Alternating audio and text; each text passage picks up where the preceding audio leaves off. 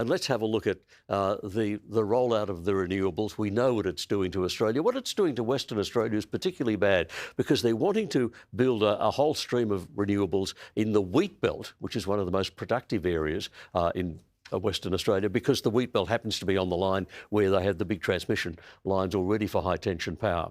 Now, what they're doing is they've got laws which say that if you own a property and you decide you want to erect a new building, but it's close to where a neighbour has allowed a wind turbine to be built, well, you can be denied permission on the basis that it's too close to the wind turbine. What this is all about is noise pollution.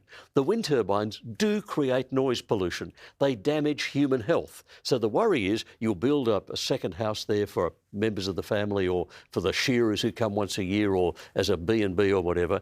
And if it's too close to the wind turbine, they will complain about the noise, and then the wind turbine will have to operate less. And so we have to protect the wind turbine by not allowing you to build there. I mean, I don't understand this obsession with the wind and the solar and the rest of it matters more than anything else on the face of the earth.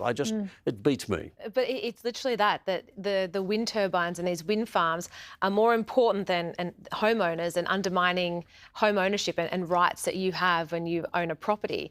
And the sheer cost of all of this as well, you know, another $20 billion, which is going into the wind farms. I just think there's so many other ways that we could be looking at options without going and ruining our beautiful natural landscape and the land out there with wind turbines. And now that you can't even build on your own property. Well, that's what they're essentially conceding, that these wind turbines are so disruptive that in order to prevent noise complaints and complaints from other residents, we are going to limit your ability to use your own land for what you want because you're going to complain about the wind turbines, because we know they haven't even been built, but we know that they are that disruptive. That doesn't sound like a good deal to me.